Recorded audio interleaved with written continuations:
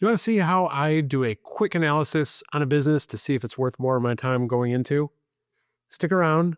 Today, I'm going to take a deep dive into a business listing and decide whether or not it's worth my time. Welcome to Business Buying for Financial Independence. I'm Tim Delaney, and I help young professionals buy small businesses so they can escape the 9-to-5 and take control of their time, income, and future.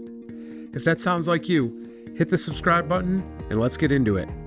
You've all been there scrolling Biz Buy Sell or some other business listing site, and you see dozens of opportunities that, ooh, that one looks cool. Ooh, that one looks cool. That might be interesting. That might be good. That might be good. How do you decide whether or not it's worth a deeper look or reaching out to the broker or to the seller to get more information?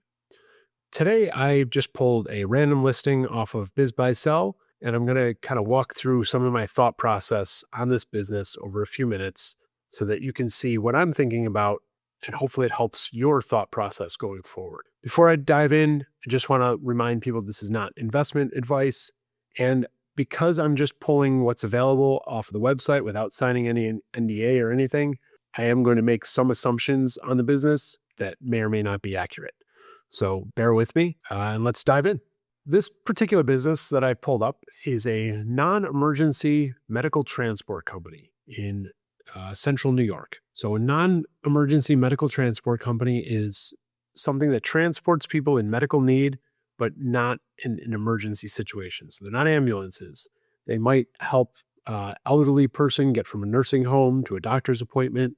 They might help a special needs person get from home to physical therapy, all different types of scenarios. But essentially, they're moving people around for medical reasons, but non-emergency issues. You've probably seen these vehicles on the road, whether or not you even realize what they are, but they are all around. It is a pretty big business. And that is kind of one of the things that drew me to this listing in the first place, is that it is a pretty big need.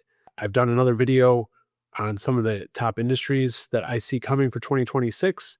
Medical adjacent, healthcare adjacent businesses are on that list for me, and this would fall into that category. The healthcare industry keeps growing, people keep spending more money on it, and this is a need. So if people need to get to a doctor's appointment or to a medical appointment or to a physical therapist, their options are limited. So this service is definitely needed. It's not something where people cut their budget a little bit and say, yeah, you know what, I'm going to get the store brand Cheerios instead of springing for the actual brand Cheerios this time.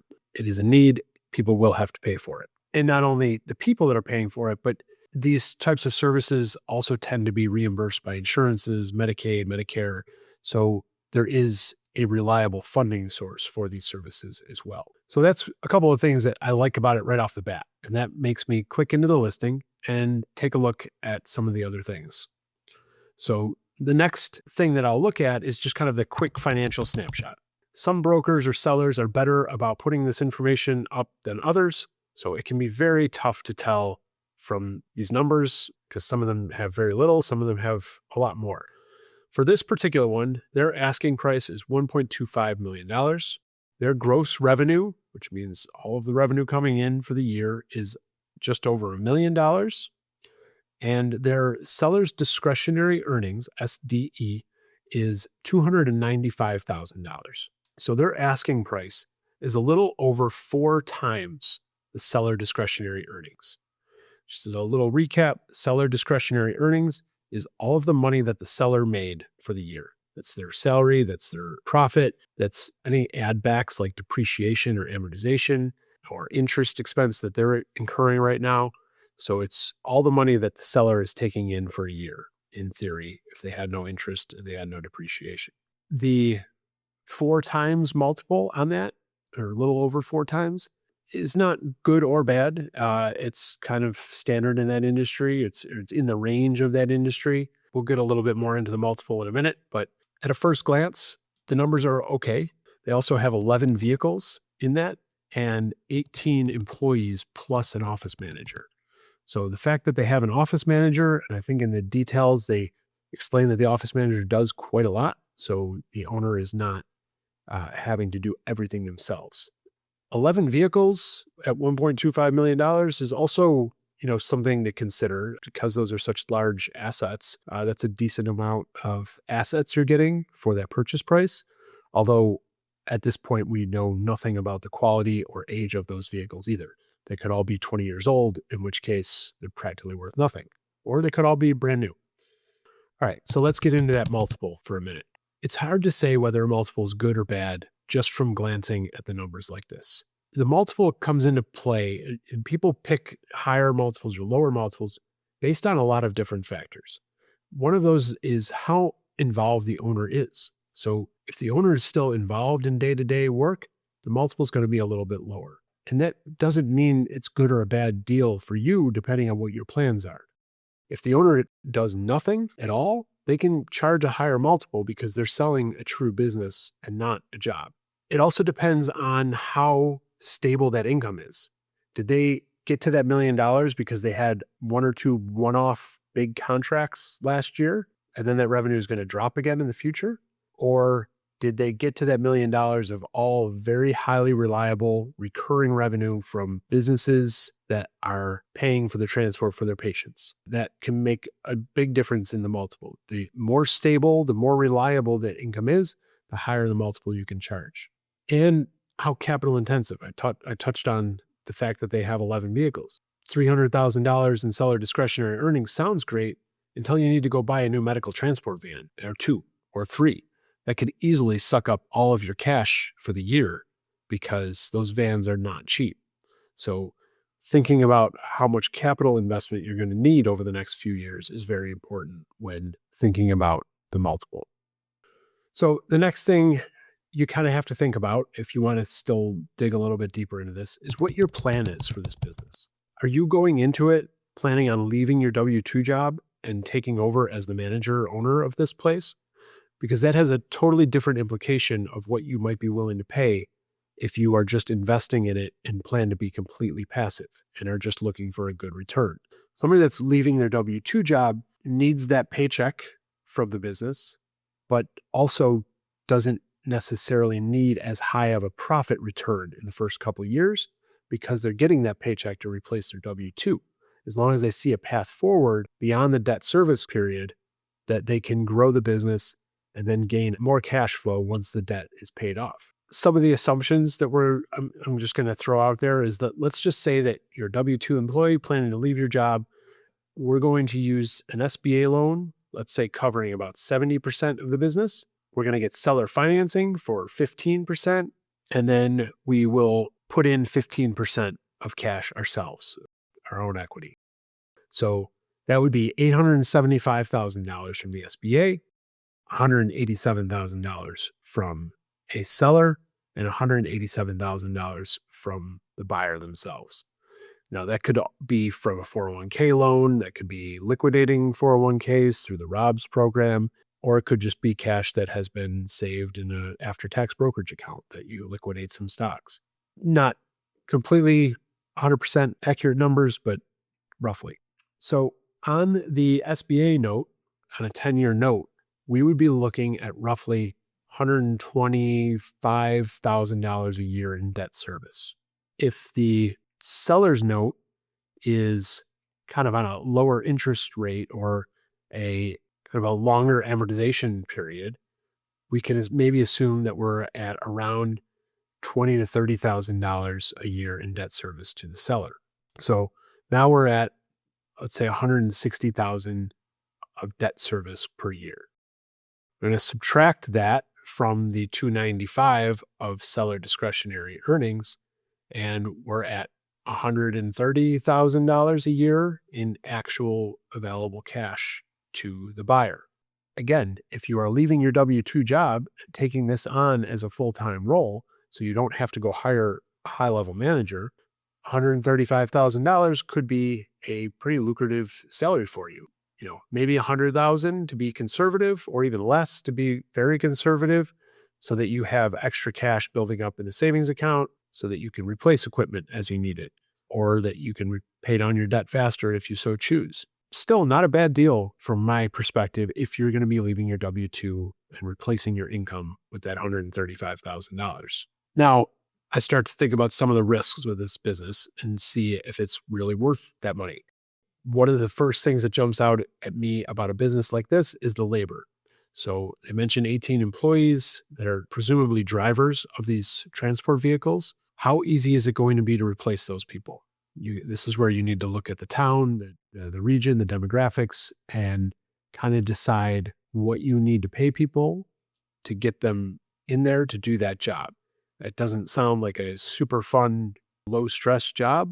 It sounds like it might come with some stress driving around in central New York, picking up people that need to be at doctor's appointments or physical therapists or get certain care in the middle of winter might be very stressful. You might have a hard time finding the right labor for that type of job. There also needs to be somebody that's customer service friendly. It's not just delivering cargo. They're going to be interacting with the patients and their families. So keep that in mind. The labor could be an issue with this type of business. The other thing that jumps to the top of my mind with a business like this is the potential insurance costs and replacement costs and repair costs, fleet maintenance. That is a lot of vehicles. Insurance just keeps going up and up and up.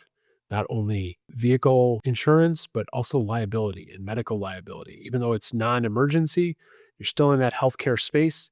There's still potential for a lot of liability. And so your insurance costs are probably just going to continue to skyrocket as they have been over the last couple of years. So that would make me a little bit apprehensive about this business. And then the owner involvement.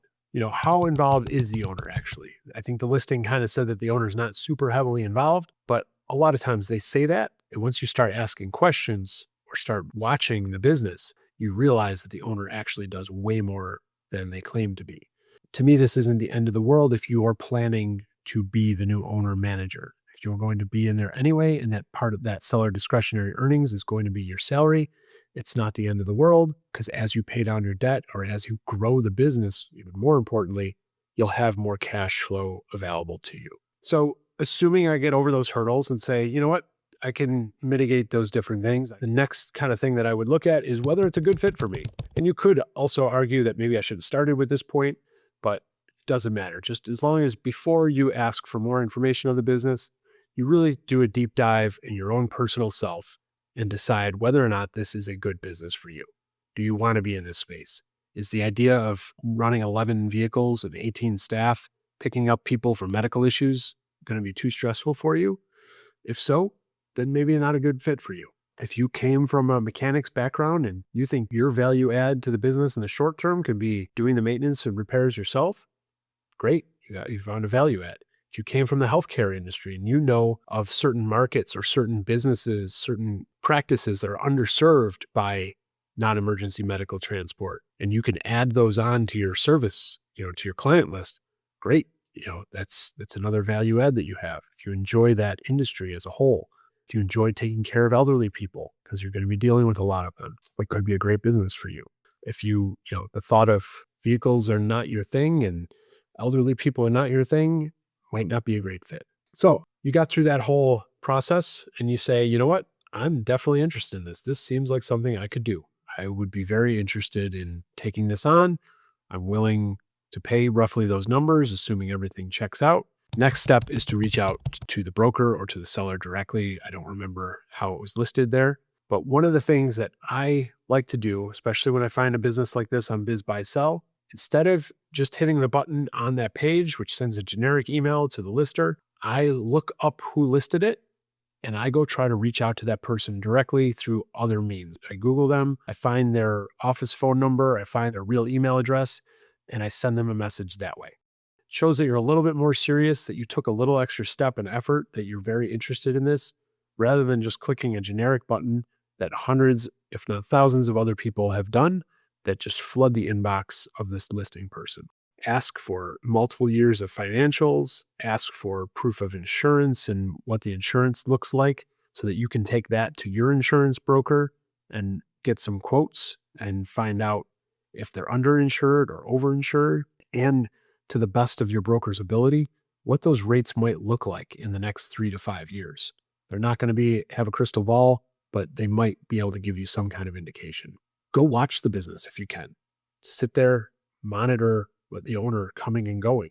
If they tell you they're never there, and you go sit there for 2 days and you see their car parked there all day, every day, then you know that they might not be telling you the truth. Look at the ages of the employees, how or what their turnover rate is. How quickly are you going to need to replace people? Are they family members? That's another thing that comes up in a lot of small businesses is half the drivers might be related to the owner and they might all be out the door as soon as the owner leaves. Or they might want to stay. You never know.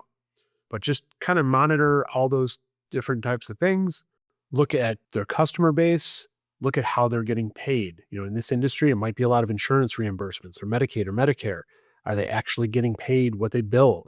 Are they having issues getting paid? Is the cash flow hard to come by? All those types of things I'd be looking very carefully at in that next step. This was really just to kind of go over how to glance at a listing and how to decide whether or not you want to dig in a little bit deeper. A listing is just a couple pieces of information. It's not perfect. It's not going to give you the whole picture on the business. So it's really tough to say whether or not it's definitely a good buy or definitely a bad buy just from the listing. You need to dig a little bit deeper, but you can often get enough information just from that listing to decide whether or not it's really worth pursuing more.